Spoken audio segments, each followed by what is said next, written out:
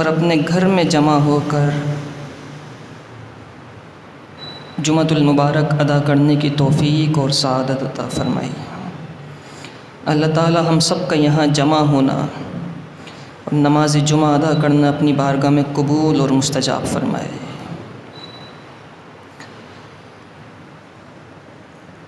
اعلیٰ حضرت امام اہل سنت الشاہ امام احمد رضا خان فاضل بریلوی رحمۃ اللہ تعالی علیہ، لوگ یہ سمجھتے ہیں کہ اعلیٰ حضرت امام اہل سنت صرف اور صرف ایک شاعر تھے، نعتیں لکھا کرتے تھے، یا ایک عالم تھے، یا ایک مفتی تھے۔ یہ چند چیزیں لوگوں کے ذہنوں میں ہوتی ہیں، لیکن حقیقت یہ ہے کہ اللہ تعالیٰ نے اعلیٰ حضرت امام اہل سنت کو بے شمار فضل و کمال سے نوازا تھا۔ تحقیقات ہو رہی ہیں، اعلیٰ حضرت کی ذات پر ریسرچز ہو رہی ہیں، ان کی کتابوں پر تحقیقات ہو رہی ہیں، اور ایک ایک کتاب پر اعلیٰ حضرت کی ایک ایک کتاب پر کئی پی ایچ ڈیز ہو چکی ہیں۔ زیادہ دور نہ جائیں، یہ امام اہل سنت کی کتاب ہے ہدایت بخشش، اس کا سائز، اس کا حجم، اس کے پیجز یہ آپ دیکھ لیں۔ اس کتاب میں اتنا خزانہ ہے کہ صرف اور صرف ہدایت بخشش کے اوپر 13 سے زائد پی ایچ ڈیز ہو چکی ہیں۔ اس کتاب میں اتنا خزانہ ہے کہ اس کتاب پر تحقیق کر کے 13 افراد ڈاکٹر بن چکے ہیں۔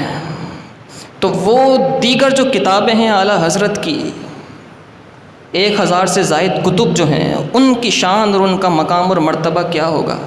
لوگ اعلیٰ حضرت سے اختلاف کرتے ہیں نا، اور پھر اس کے بعد کہتے ہیں کہ اعلیٰ حضرت سے اختلاف کر لیا تو کیا بڑی بات ہے۔ حضرت محمد میاں مارہ روی رحمۃ اللہ تعالی علیہ فرمایا کرتے تھے، آپ فرمایا کرتے تھے کہ مینار قصر رضا تو بلند کافی ہے۔ قصر کہتے ہیں محل کو، فرماتے تھے اعلیٰ حضرت کے محل کا جو مینار ہے وہ تو بہت بلند و بالا ہے۔ مینار قصر رضا تو بلند کافی ہے، تم اس کے ایک ہی زینے پر چڑھ کے دکھلا دو، فتاوی رضویہ تو ایک کرامت ہے، ذرا ہدایت بخشش ہی سمجھ کے دکھلا دو، ہدایت بخشش ہی سمجھ کے دکھا دو تو بڑی بات ہو جائے گی۔ اللہ تعالیٰ نے اس قدر علوم اور فنون سے نوازا تھا۔ علی گڑھ یونیورسٹی کے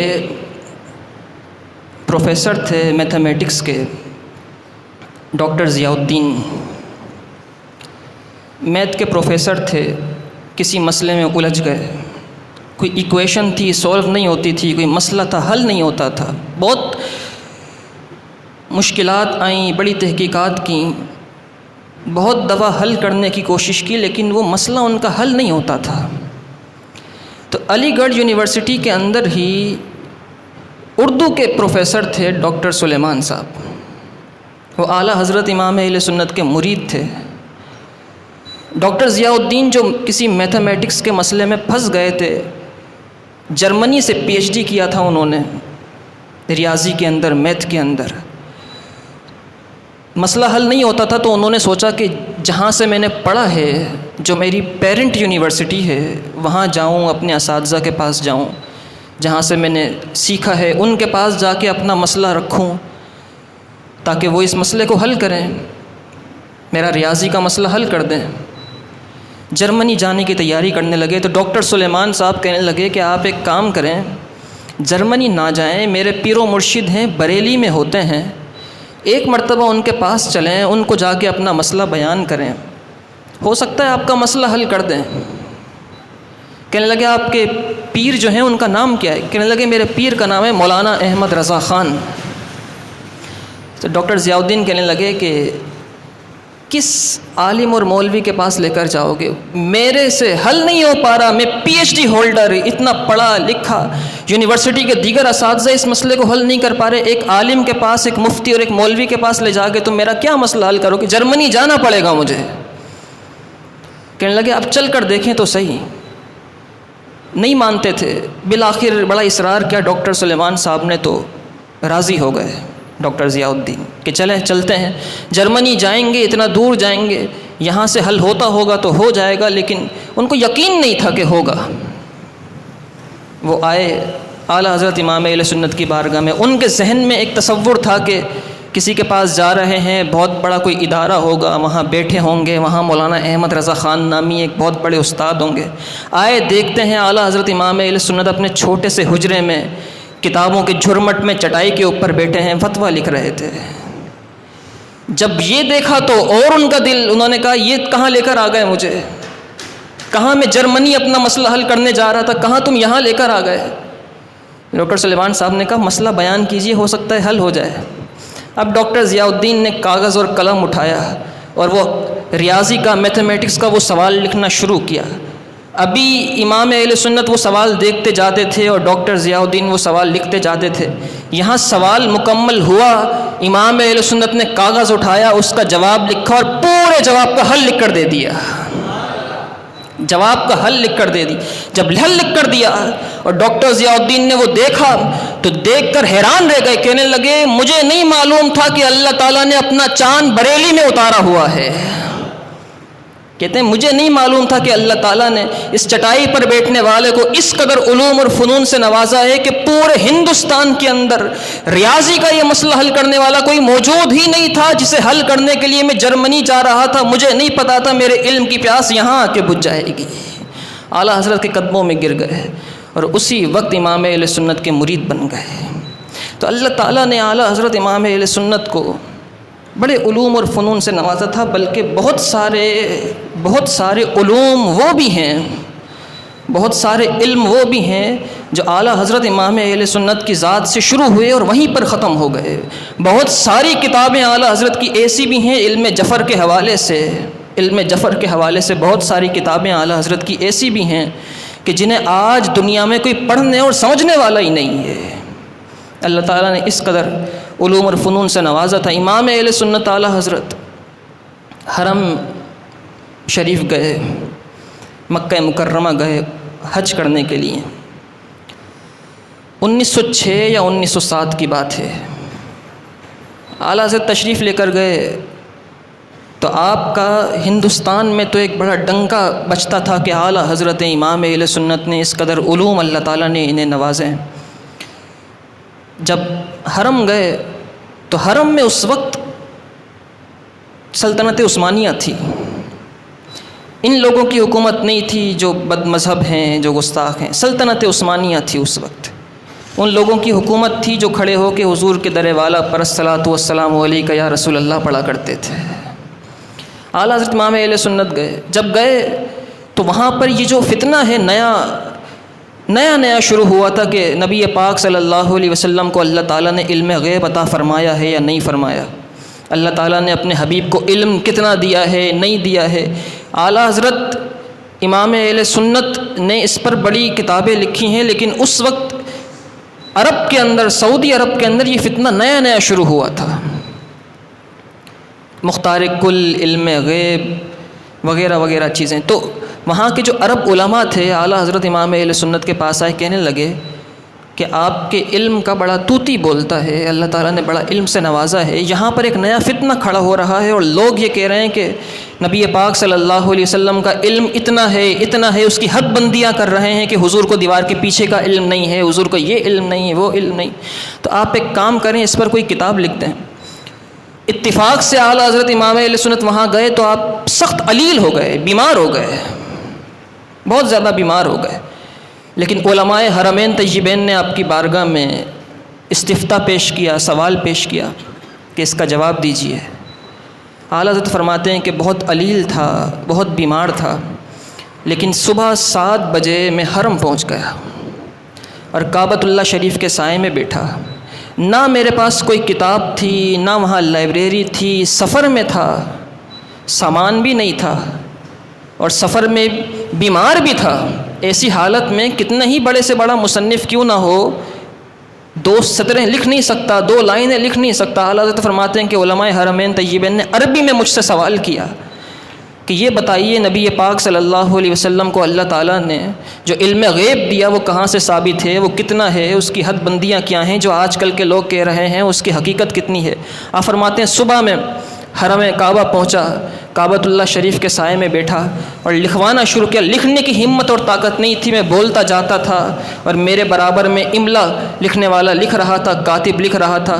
فرماتے ہیں 8.5 گھنٹے میں 200 صفحات سے زائد کتاب مکمل کرا دی، اور صرف کتاب مکمل نہیں کرائی، 25 سے زائد آیات، 71 سے زائد احادیث اور 150 سے زائد علماء کے کتابوں کے حوالوں کے ساتھ آپ نے منون کتابوں کی عبارتیں لکھوائی ہیں، جیسے آپ کو کئی کتابیں حفظ ہوں، اور بتاتے چلے جاتے تھے کہ یہ صفحہ، یہ لائن، یہ کتاب، اس میں مصنف نے یہ الفاظ لکھیں، یہ لکھ دو، یہ الفاظ لکھیں، یہ لکھ دو۔ اس طرح 8.5 گھنٹے میں آپ نے اعلیٰ حضرت امام اہل سنت نے کتاب مکمل کی۔ اور وہ کسی نے کہا ہے نا کہ جو 8.5 گھنٹے کے اندر 150 علماء کے اقوال، 70 سے زائد آیات اور 25 سے زائد احادیث کے ساتھ کتاب لکھ دے، اسے امام احمد رضا کہا جاتا ہے۔ اور آپ نے وہ کتاب لکھی، کتاب لکھنے کے بعد علماء حرمین طیبین کی خدمت میں پیش کی، تو وہ دیکھ کر حیران رہ گئے کہ اتنا علمی ماخذ، اس قدر علم اللہ تعالیٰ نے عطا فرمایا ہے۔ اور پوری دنیا کے علماء آیا کرتے تھے حرمین طیبین اجازتیں لینے کے لیے، اجازات حدیث لینے کے لیے حرم کے علماء سے۔ اب حرم کے علماء اعلیٰ حضرت کے پاس کھڑے تھے کہ ہمیں آپ حدیث کی اجازتیں دے دیجئے، ہمیں آپ حدیث کی اجازتیں دے دیجئے۔ اللہ تعالیٰ نے اس شان سے اور اس مقام سے اعلیٰ حضرت امام اہل سنت کو نوازا تھا۔ اور پھر اس کتاب کا نام آپ نے لکھا الدولۃ المکیہ بالمادۃ الغیبیہ۔ ایک اور بڑی عجیب بات ہے، ہم کسی سے بیعت ہوتے ہیں، کسی سے مرید بنتے ہیں، کوئی ہمارے مرشد ہوتے ہیں، تو ہمارے ذہن میں خیال یہ آتا ہے کہ یہ پیر و مرشد ہیں، ہمیں راہ سلوک پر چلائیں گے، ہمیں سیدھے راستے پر چلائیں گے، لے کر جائیں گے۔ اعلیٰ حضرت امام اہل سنت جب بیعت ہوئے تو ہندوستان میں ایک جگہ ہے، ایک علاقہ ہے مارارا مطہرہ، اعلیٰ حضرت وہاں پہ بیعت ہوئے، وہاں جا کر بیعت ہوئے۔ اور آپ کے پیر و مرشد ہیں شاہ آل رسول مارہروی رحمۃ اللہ تعالیٰ علیہ۔ اعلیٰ حضرت امام اہل سنت جب بیعت ہوئے مارہرا مطہرہ میں جا کر، چھوٹی عمر تھی، نوجوان تھے، مارہرا مطہرہ جا کے بیعت ہوئے۔ جب اٹھ کے گئے اعلیٰ حضرت امام اہل سنت تو آپ کے پیر و مرشد شاہ آل رسول مارہروی رحمۃ اللہ تعالیٰ علیہ رونے لگے اور فرمانے لگے، پوری زندگی مجھے ایک خیال تھا، ایک خیال ذہن میں رہا کرتا تھا کہ قیامت کے دن جب رب ذوالجلال کی بارگاہ میں پہنچوں گا، جا کے کھڑا ہوں گا تو رب مجھ سے کہے گا، اے آل رسول مارہروی بتا میرے لیے کیا لایا ہے۔ آج میری وہ فکر، آج میری وہ تشویش ختم ہو گئی۔ جب رب ذوالجلال قیامت کے دن مجھ سے پوچھے گا نا آل رسول تو لایا کیا ہے، تو احمد رضا کو کھڑا کر دوں گا، یہ لے کر آیا ہوں، یہ لے کر آیا ہوں، امام احمد رضا لے کر آیا ہوں، جس کے بارے میں ان کے پیر و مرشد کہیں کہ قیامت کے دن رب کے بارگاہ میں کہہ دوں گا میں احمد رضا لایا ہوں۔ اور پھر میرے سامنے اس وقت ادائے کے بخشش ہے، اگر اس کے اشعار پڑھنا شروع کروں، لوگوں نے لکھا ہے، تحقیق کرنے والوں نے لکھا ہے کہ دنیا میں سب سے زیادہ جو کلام پڑھا جاتا ہے وہ قصیدہ بردہ شریف ہے۔ جو اللہ تعالیٰ نے مقبولیت قصیدہ بردہ شریف کو عطا فرمائی، ایسی مقبولیت کسی اور کلام کو نہیں مل سکی، کیونکہ قصیدہ بردہ شریف لکھنے والے ہیں حضرت امام شرف الدین بوصیری رحمۃ اللہ تعالیٰ علیہ۔ نبی پاک صلی اللہ علیہ وسلم کی بارگاہ میں جب آپ نے قصیدہ بردہ سنایا تو حضور جان کائنات صلی اللہ علیہ وسلم نے خواب کے عالم میں سنایا، تو حضور نے اپنی چادر حضرت امام شرف الدین بوصیری رحمۃ اللہ تعالیٰ علیہ کو دی۔ جب آنکھ کھلی تو امام شرف الدین بوصیری کے برابر میں حضور کی وہ چادر موجود تھی، اور امام شرف الدین بوصیری رحمۃ اللہ تعالیٰ علیہ کو فالج ہو گیا تھا۔ ایک شعر ہے، کم ابرأت واسبم باللمس راحتہ واطلقت عاربا من ربقۃ اللمم۔ وہ جب امام شرف الدین بوصیری رحمۃ اللہ تعالیٰ علیہ نے یہ شعر حضور کو سنایا تو حضور نے اپنا دست اقدس امام شرف الدین بوصیری کے ہاتھ پر کے جسم پر پھیرا، آگے جسم پر فالج تھا امام شرف الدین بوصیری کے۔ آپ فرماتے ہیں جہاں جہاں حضور کا ہاتھ پھرتا جا رہا تھا جسم میں حرکتیں پیدا ہوتی چلی جا رہی تھیں۔ اتنی مقبولیت اللہ تعالیٰ نے قصیدہ بردہ شریف کو عطا فرمائی ہے، اور قصیدہ بردہ شریف سب سے زیادہ پڑھا جانے والا کلام ہے۔ قصیدہ بردہ شریف کے بعد دنیا میں جس کلام کو سب سے زیادہ مقبولیت حاصل ہوئی ہے وہ مصطفیٰ جان رحمت پہ لاکھوں سلام ہے۔ ہر محفل میں، ہر جگہ مصطفیٰ جان رحمت پہ، چاہے کسی بھی مشرب سے، فرقے سے تعلق ہو، لیکن مصطفیٰ جان رحمت پہ لاکھوں سلام ضرور پڑھتا ہوا نظر آتا ہے۔ اللہ تعالیٰ نے اس کلام کو اس قدر مقبولیت عطا فرمائی ہے۔ اور کیوں اس کلام کو اتنی مقبولیت ہے؟ کیونکہ نبی پاک صلی اللہ علیہ وسلم کا جس طرح تذکرہ اعلیٰ حضرت نے اپنے سلام میں کیا ہے، 1400 سال میں کسی شاعر نے اس طرح حضور کے حسن و جمال کا تذکرہ نہیں کیا ہے۔ نبی پاک صلی اللہ علیہ وسلم کے جلوے کے بارے میں اعلیٰ حضرت نے لکھا، فرمایا جس کے جلوے سے مرجھائی کلیاں کھلیں، اس گلے پاک منبت پہ لاکھوں سلام۔ نبی پاک صلی اللہ علیہ وسلم کے قد مبارک پہ سلام بھیجا ہے، یعنی ایسی نایاب چیزوں پر صلاۃ و سلام بھیجا ہے جس کا انسان اگر کوئی تھوڑا سا بھی ڈگمگایا ہوگا اس کے ذہن میں نہیں آ سکتا۔ حضور کے قد مبارک پر سلام بھیجا، فرمایا قد بے سایہ کے سایہ مرحمت، ذل ممدود رافت پہ لاکھوں سلام۔ حضور نبی پاک صلی اللہ علیہ وسلم کے گیسوئے مبارک پر سلام بھیجا، فرمایا کہ وہ کرم کی گھٹا، گیسوئے مشک سا، لکائے ابر رافت پہ لاکھوں سلام۔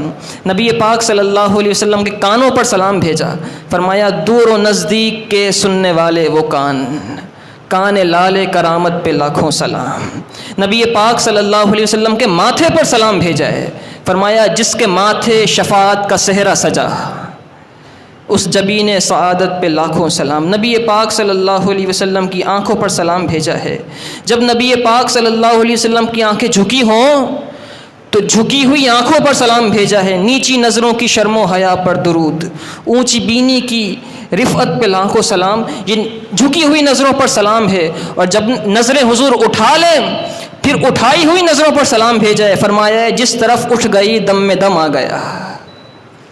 نیچی نظروں کی شرم و حیا پر درود، یہ نیچی نظریں حضور کی، اور جب اٹھ جائیں حضور کی نظریں، فرمایا کہ جس طرف اٹھ گئی دم میں دم آ گیا، اس نگاہ عنایت پہ لاکھوں سلام۔ اس طرح یہ پورا صلاۃ و سلام ہے۔ اب تو ہمارا مزاج ہی نہیں رہا، ہم تو اس قدر آرام طلب ہو گئے کہ صلاۃ و سلام کے 2-3 اشعار نہیں پڑھ پاتے، لیکن لکھنے والے نے لکھنے کا حق ادا کیا ہے، اور اللہ تعالیٰ نے امام اہل سنت اعلیٰ حضرت کو اس شان اور کمال سے نوازا تھا۔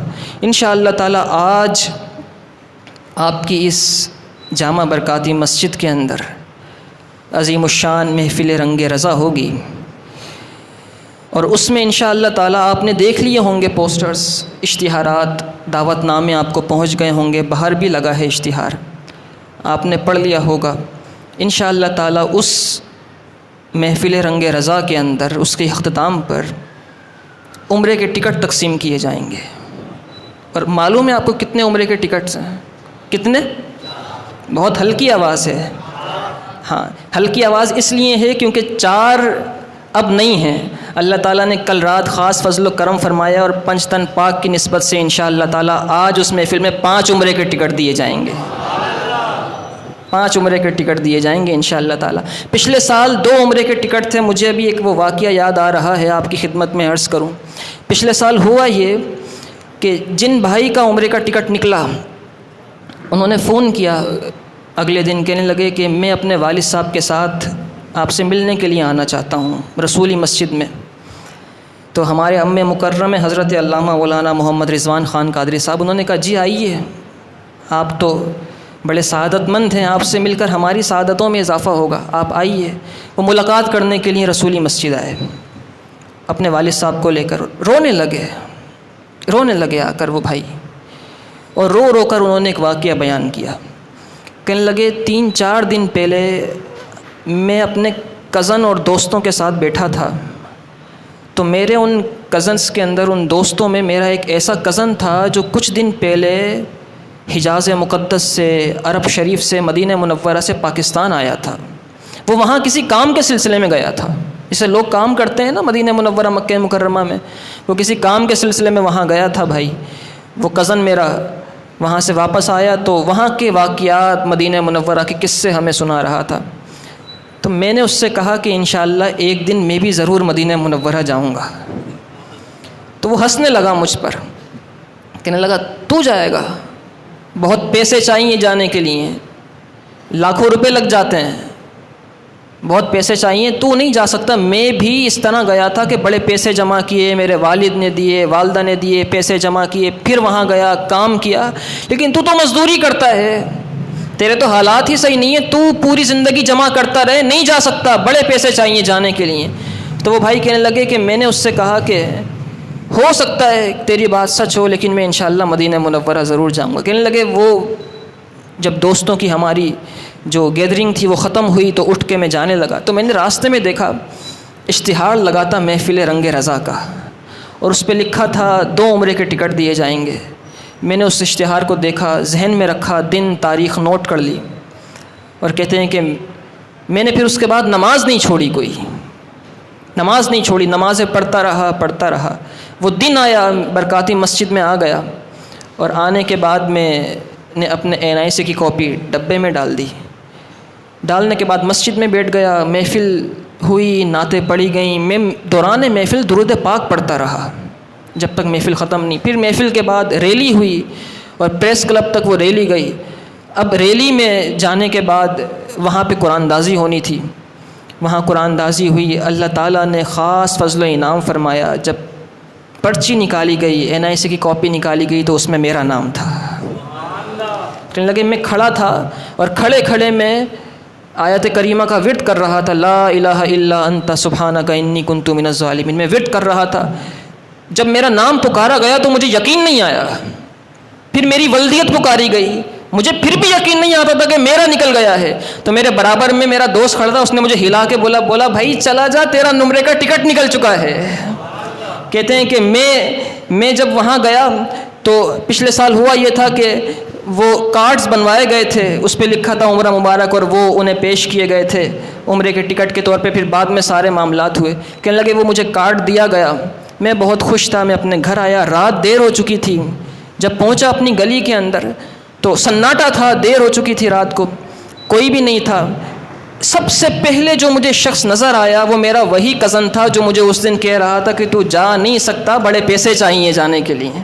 کہتے ہیں کہ میں اس کے پیچھے گیا، اور میں نے جا کے اس کے کندھے پر ہاتھ رکھا، وہ پیچھے مڑا تو وہ کارڈ، وہ عمرے کا ٹکٹ جو آپ نے ہمیں دیا تھا، وہ میں نے اس کے ہاتھ میں یوں رکھ کے کہا، میں نے کہا تو کہتا تھا نا پیسے لگتے ہیں جانے کے لیے، دیکھ سرکار نے مجھے ایسے ہی بلا لیا ہے، سرکار نے مجھے ایسے ہی بلا لیا ہے۔ تو یہ بڑے کرم کے ہیں فیصلے، یہ بڑے نصیب کی بات ہے۔ اللہ تعالی ہمیں بار بار مکہ مکرمہ مدینہ منورہ کی بعد اب حاضریاں عطا فرمائے۔ وہاں پر مال و زر نہیں دیکھا جاتا، دل دیکھے جاتے ہیں۔ آپ کے محلے کا رئیس نہیں جا سکتا ہوگا، وہ سالوں پہلے گیا ہوگا یا کبھی زندگی میں نہ گیا ہو، لیکن اچانک سے خبر ملتی ہے کہ وہ کونے میں جو برف بیچا کرتا تھا وہ عمرے کے لیے جا رہا ہے۔ تو یہ بڑے کرم کے ہیں فیصلے، یہ بڑے نصیب کی بات ہے۔ اللہ تعالی ہمیں بار بار مکہ مکرمہ مدینہ منورہ کی بعد اب حاضری عطا فرمائے۔ آپ سب کو، آپ جو برکاتی مسجد میں نماز پڑھنے والے لوگ ہیں وہ میزبان ہوں گے، باہر سے جو آئیں گے وہ تو مہمان ہوں گے۔ یہ ہمارے شفیق بھائی، ہمارے امام صاحب، یہ تو میزبان ہیں، یہاں کے عرفان بھائی، افتخار بھائی، تو آپ لوگوں نے پہلے سے آ جانا ہے انشاءاللہ تعالی، اور پھر دعائیں کرنی ہے۔ اللہ تعالی ہم سب کو بار بار مکہ مکرمہ مدینہ منورہ کی بعد اب حاضری عطا فرمائے۔ وآخر الدعوانا الحمد للہ۔